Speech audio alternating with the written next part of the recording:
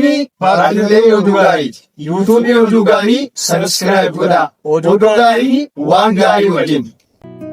Oduu gaarii gurratti kan tolu of harka qabna.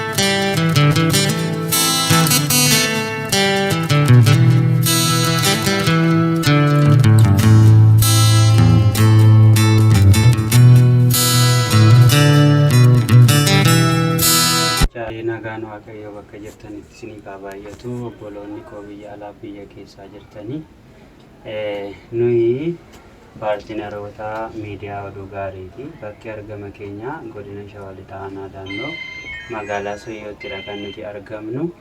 Egaa kanaan dura akkuma isin iyyuu beektan hojii deeggarsaa akkasumas immoo hojii hawaasummaa tokko isin wajjiniin hojjechaa turuun keenya ni yaadatama. Ammas immoo hojiirma kana itti fufuudhaan mana maatii tokkottidha kan nuti argamnu. Egaa yeroo gabaabaa isaan wajjiniin kan fudhannu ta'a. Maqaan keessan eenyudha? Jaabir Ahmad. Jaabir Ahmad. Maatii qabdu? Maatii nama 8 qaba, nama 8 qaba, maatii nama 8 jira.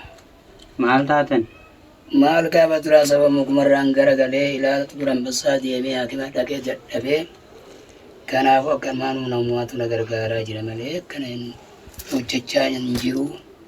Akkuman ta'u dhabee rakkachaatuma jira jechuudha. Akkamiin of jiraachisaa jirtu? Maal ummatumaatu na gargaaraa jira malee waan akkumaan biraa waan qabu.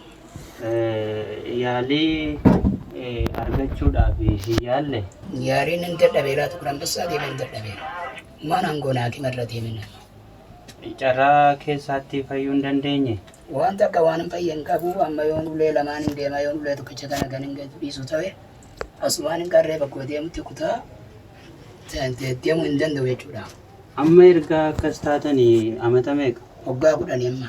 Amata 10? Amata 10 baay'aadha. Akkasumatti socho'aa turtanii amata 10 kan? Akkanumatti ulumaan hin deemaa ture malee waan takka waan hin fooyyee hin qabu. Egaa obboloota keenya afaan isaaniirraa waan isaan jedhan dhageessaniittu obbo Jaabir Ahmed bakka ifa tokkummaa turanii achitti gaagura hidheetaniin jiraadha. Otuun gaagura sana hidhuu mukarraa kufeetaniin akkas ta'e paaralaayiziin ta'ee jedhanii mudhii isaaniiti gadi hin hojjetu. Egaa erga miidhamni kun isaanirra ga'e waggaa 10dha. Waggaa 10 maatii nama 8 wajjin jiraachaa jira. Waggaa 10dha kan isaan miidhama kana wajjiniin turanii. Maatii qaba nama 8 wajjiniin jira jedhanii obboloota keenya akkuma isin argitan nama gargaaruu fi nama ta'uu qofaan gahaadha. Kanaafiyyuu obboloota keenya abboota keenya kana bira akkasin dhaabbattan asumaan ergaa keenya isiniif dabarsina. Egaa namni guyyaa har'aa kana deeggarsa kana isiniif godhe biyya Ameerikaa jiraata. Maqaasaa dha'uu hin barbaanne kun qarshii 10,000dha. asumaan xaafii kumtaala tokkoo fi zayitii abbaa leetira 5 isiniif arjoomaniiru. Maal jettuun namoota kanaan? Kanaanuu nu galatoomaa nu gargaaruu keessaniif ammallee rabbiin isin haa jiraachisuu du'aama isinii goonaa. Ammallee nu jiraadhaa bakka jirtan ulfaadhaa rabbi isin haa gargaaruu isiniin jenna.